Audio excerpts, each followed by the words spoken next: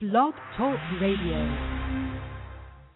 Rainmakers and market shakers. Engaging. Always be closing. Informative. You can't learn how to close. You better start thinking about another career. The show about personal finance and wealth management, featuring today's sharpest minds in business. The program is designed for individuals of all economic backgrounds who wish to dramatically increase their net worth and fulfill their lifelong dreams. Rainmakers and Market Shakers is hosted by Tanya Marchio. She's our real estate lady. CEO of Team Investments. Lively, it's wonderful. She's appeared on CNBC, Fox Business News, and Wall Street Journal. People need to start running their life like a business. She's the author of the new book, The Prosperity Principle. In 2013, Arizona Business Magazine named Marchio Realtor of the Year. It's Rainmakers and Market Shakers. Here's your host. Get on the phones. It's time to get to work. Tanya Marchio.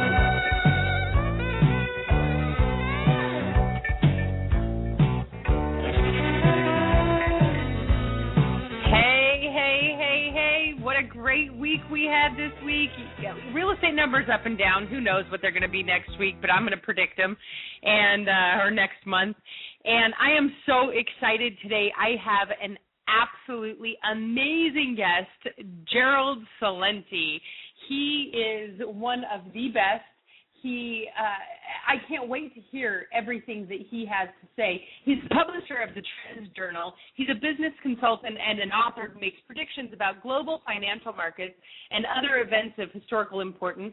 I want to hear not only what he has to say about real estate, but the economy in general, what's going on in Syria. This is just going to be a great half hour. You're going to get fed a ton of knowledge.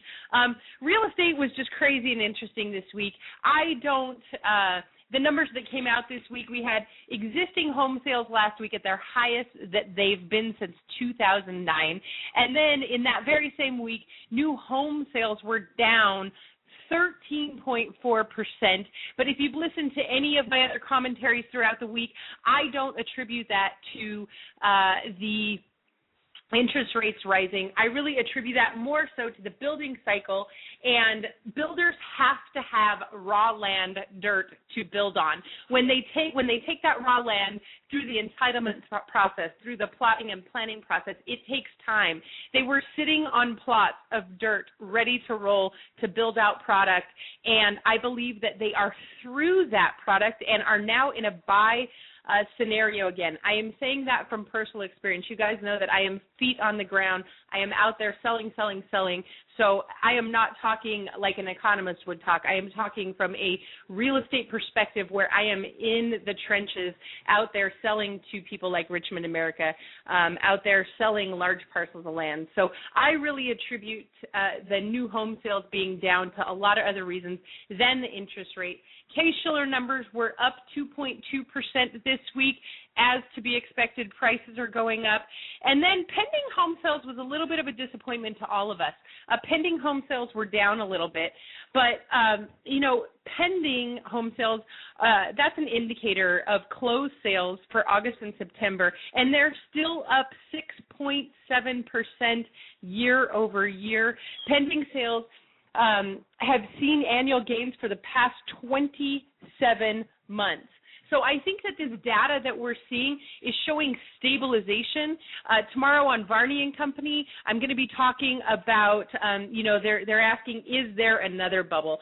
Absolutely not. I don't think this is a bubble. It'll be interesting to hear what Gerald has to say about this topic. And if we have time at the end, I'll talk about how home values are rising, but there are still millions and millions of people drowning in their debt.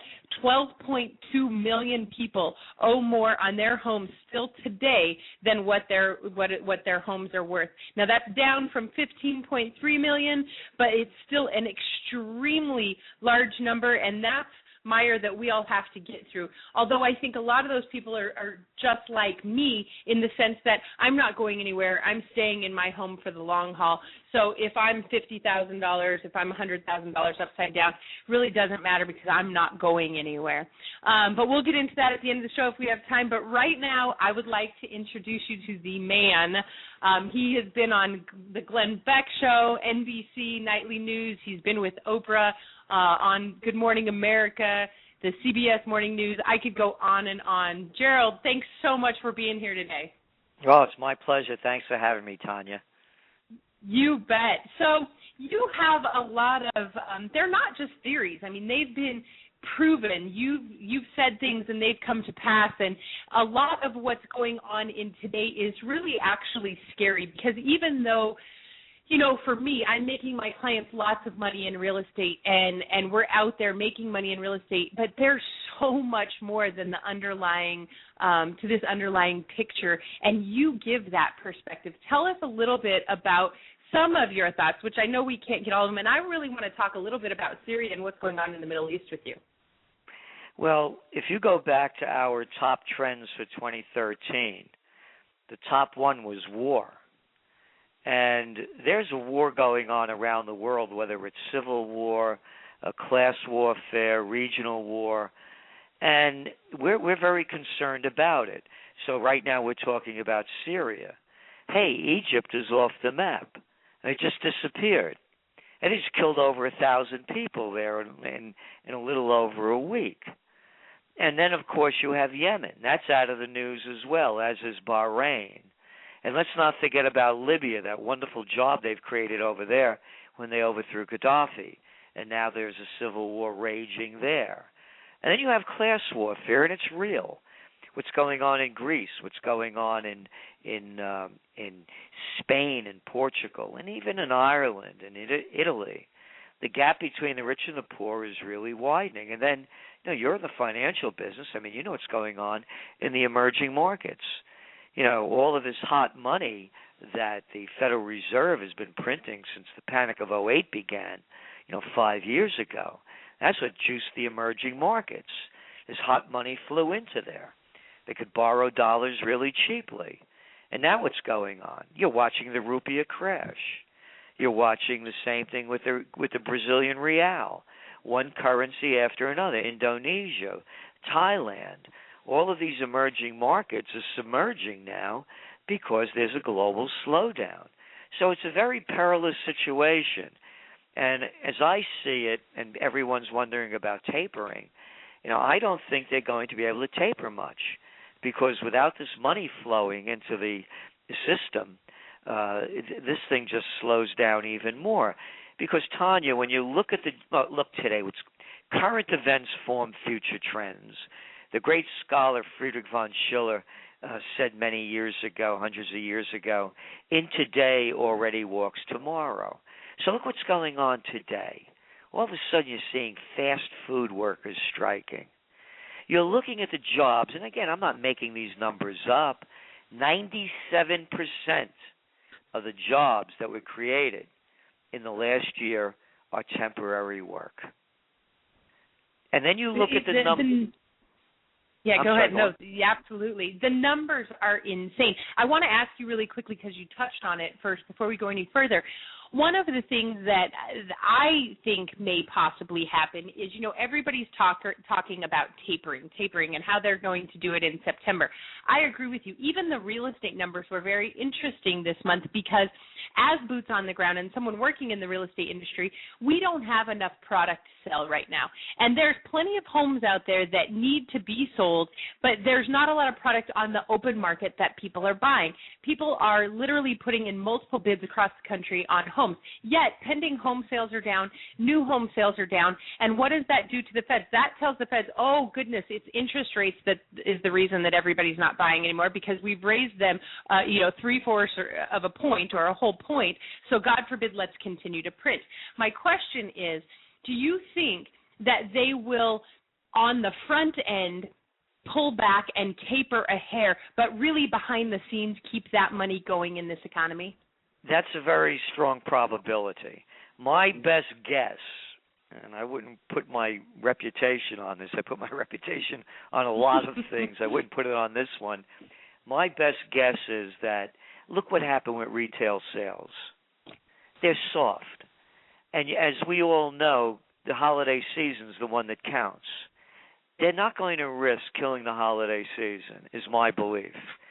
And we already know, that, and again, I'm a political atheist, so when I say something about, politicians, not because I like or dislike them. I don't like any of them. It's not like I care about, one party or the other. And I began my career, I was the assistant to the Secretary of the New York State Senate at 23 years old. So, I've been around. So when I say what I have to say, it's not because I don't like this one or that one.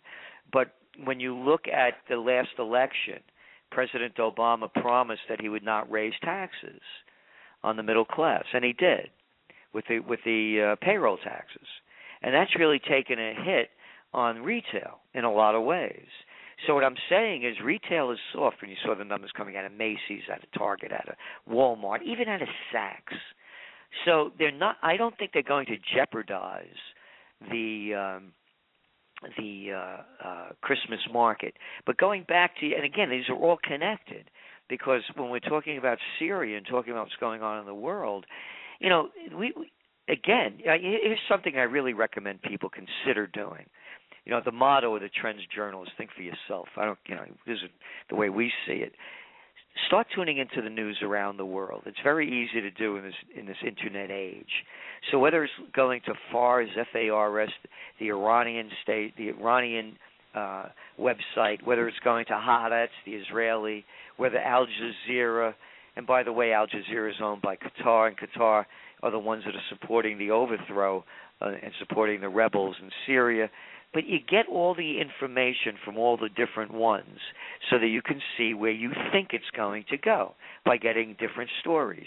And I'm bringing this to a point because Syria has said, with no uncertainty, that if you attack, we are going to counterattack. As a guy that grew up in the Bronx, we used to say, payback's a bitch. And that kind of payback could happen if they, in 2000, I was asked to go to Virginia Military Institute, and I had written Trends 2000 a few years before to talk about new millennium warfare. This is going to be a very different kind of war. They say the generals keep fighting the last war. This is going to be a war of dirty bombs, of suitcase-sized nukes, of biological warfare. Now, put it together. Let us suppose, and by the way, we just heard in the UK that their parliament rejected an attack against Syria, which is very positive, I believe, because I'm a believer in the founding fathers and not to become in foreign entanglements. But now let's suppose that they do attack and there is a counterattack. Go back to 9/11.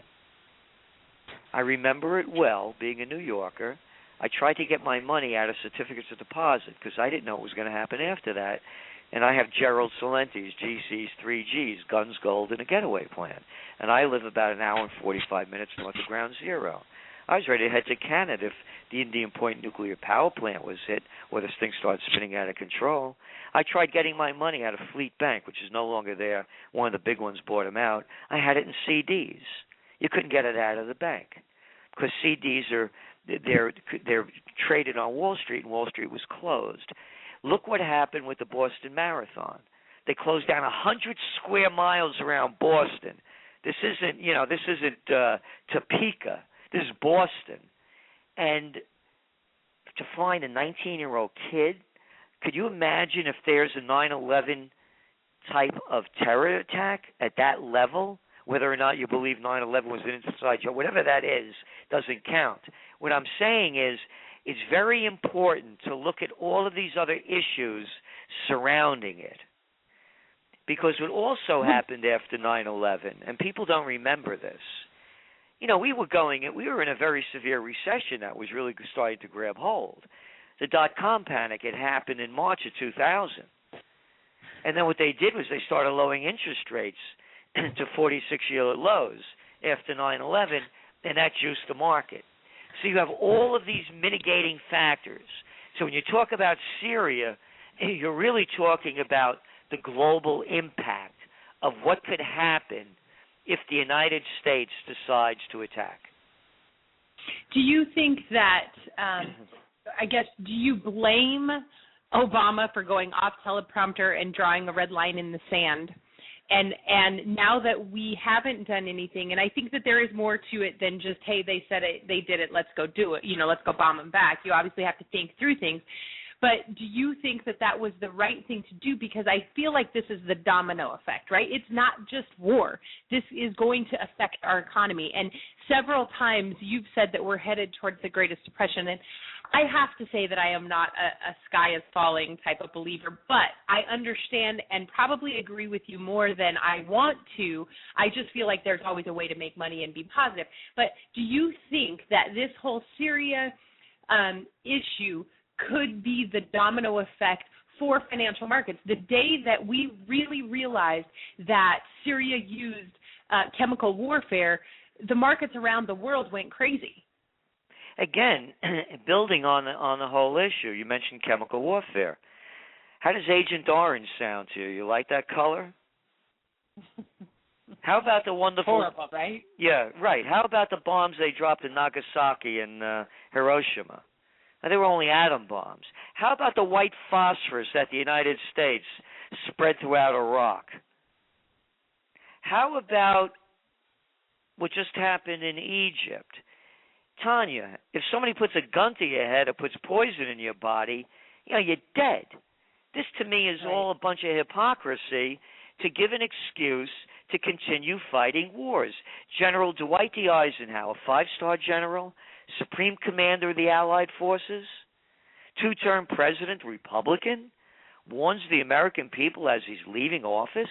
Anybody, I encourage people to go find the speech. It's there.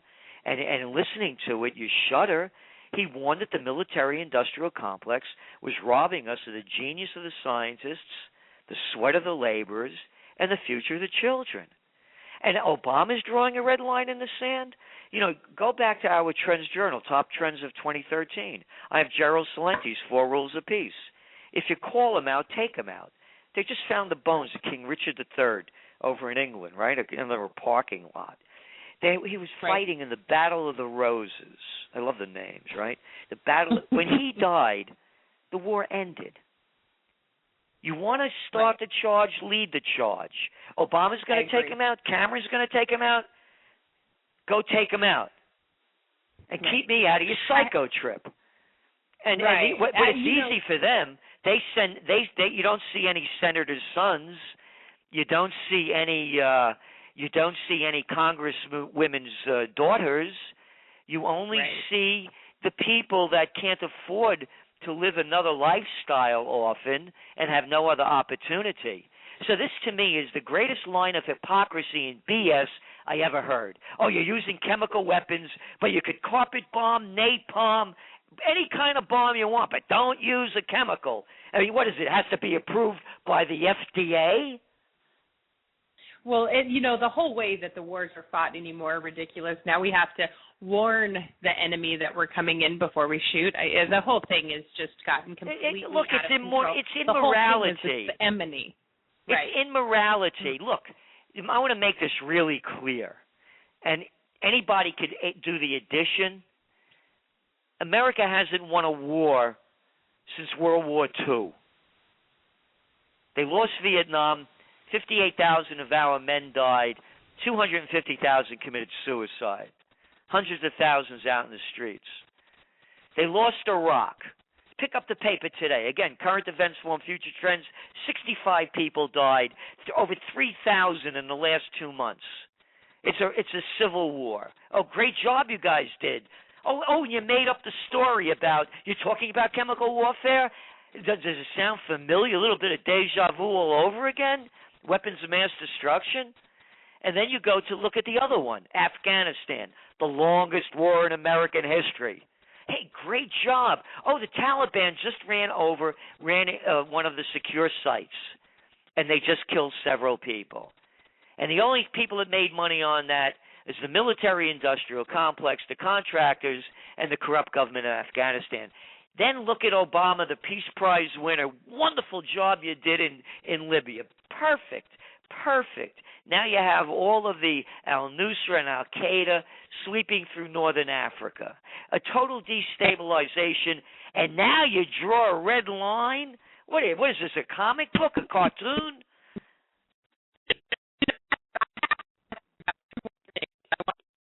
I'm sorry, I can't hear you. It's breaking up.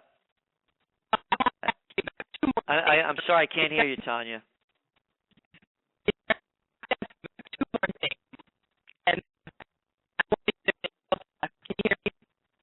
I can't hear you. I'm sorry. You're breaking up.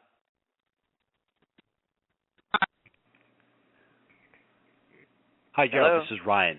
Hey, Until Ryan. Tanya gets back on the line, I'm going to continue because she did have some more questions for you. She actually was going to ask you the next question, which was going to be about what do you see the future economic trends being? Do you see some new developments in farming? You've said that a lot of money will be made in organic food. So why would those be good industries? Why do you see that happening? Do you want me to answer that question? Or do you want Yep. to get okay? Yeah, no. There are great entrepreneurial opportunities, and food is the biggest one.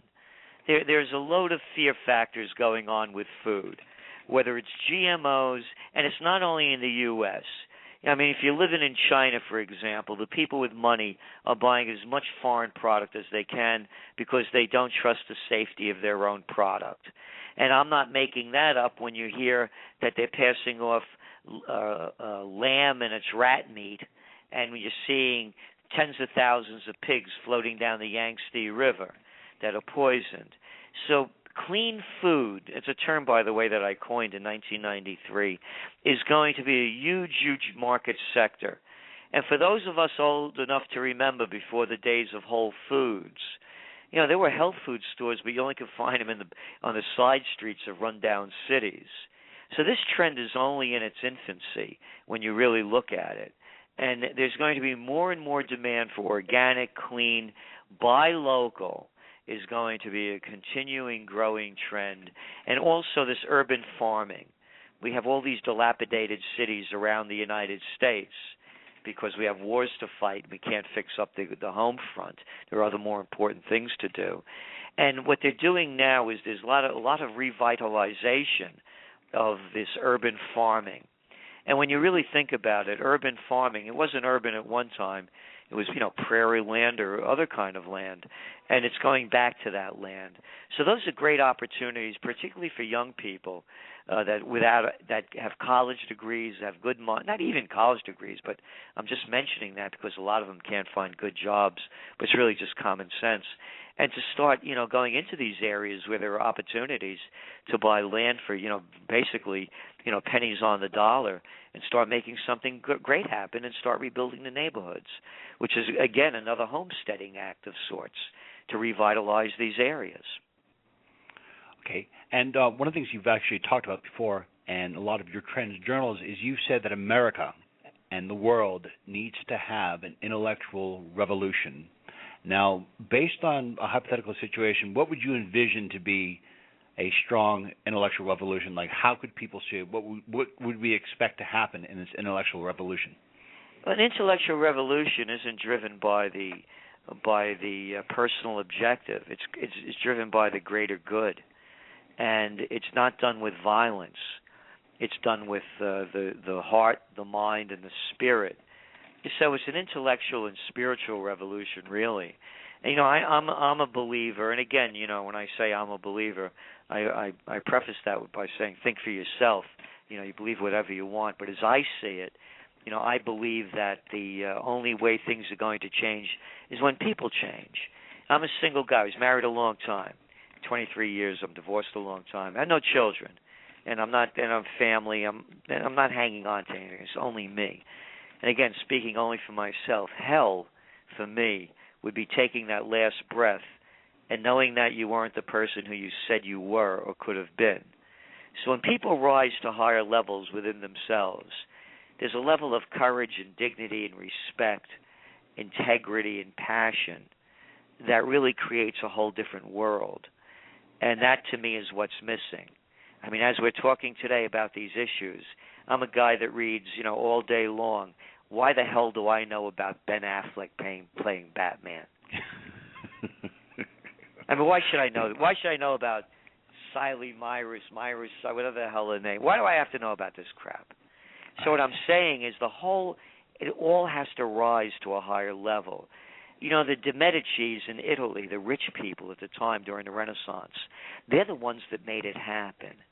They were the ones who were supporting the art, not buying the art like these these billionaires do and create their own collections by making the arts. And the Renaissance was a rediscovery. Alla Romana e all'antica, in the manner of the Romans and the ancients, what the Italians used to say at the height of the Renaissance to describe the quality of their work.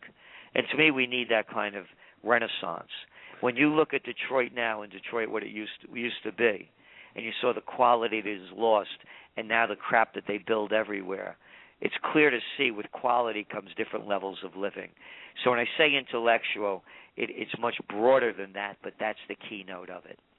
Okay, in your experience, you've seen generations of Americans grow up and grow and develop. Do you see a major issue with the generation of today not having the same work ethic or not being inspired to work as previous generations have? Do you feel that this generation is very entitled, and do you feel that the way the generation of today is wired, that they have the capability of growing and evolving and even sustaining themselves without government's intervention? Well, those are a couple of questions. And on government intervention, I'm not a libertarian. I'm a believer in government laws, just as you don't go through a red light. There are certain principles. And to me, when people ask me, what can you do to solve the problems? Go back to when it worked better. What was in place? There was no NAFTA. This isn't free trade. It's multinational companies going over to the cheapest labor markets, getting their crap made, and bringing it back and marking it up. That wasn't allowed before. Thanks to Bill Clinton and others, that's what the life we have. Then you go back in the Glass-Steagall Act that prevented the bankers from doing the heist that they pulled off and destroying much of the world with it. Put that back in place fully. And that was put in place following the crash of 29 because the banksters were robbing the country and they wanted to stop it. But again, under Clinton, that was repealed. And then you could keep going back. You go back and put back the Robinson-Patman Act, the Sherman Antitrust Act, the Clayton Antitrust Act. When I was a young guy growing up, they had these things. They may seem strange to people now, but they were actually called stationery stores. Before Staples and Office Depot controlled the entire market. There were things called haberdashers where men bought their clothes, and dress shops where women bought theirs, before Target and Macy's and the rest of them took all the action. There were things called pharmacists before there was CVS's and Walgreens and Rite Aids, where the local people owned their own drugstores. And so what I'm saying to you is that all these laws were put in place for a purpose. So the playing field in an equal America would be level. That's been taken away. As for the young people, I know some great young people that really work hard. But to me, there's a problem with there's very little respect for the elders because these kids grew up with a line that they heard from their parents, how special and amazing they are. I mean, I'm so sick of hearing how special and amazing your kid is. They're kids, for Christ's sakes. Were they splitting the atom? I mean, I was a kid, it wasn't like I grew up and my head was in the sand. I grew up in the Bronx and Yonkers, I was out there. I was a guy, I worked in I was staying at the Willard Hotel at 28 years old and putting on meetings at the Hay Adams. It's not like I don't know what being a kid is, and I know where my mind was when I was a kid and where I am now. So what I'm saying to you is they've puffed up the egos of young people, the parents have, to make them think that they're far ahead in the game than they are. And with me, that was never a problem because I always knew, compared to my aunts and uncles and parents, may their souls rest in peace, I always knew I didn't know. So I learned from them. And that's the difference. But there are a lot of smart people out there that are young, and they also have the skills to really change this around. Okay.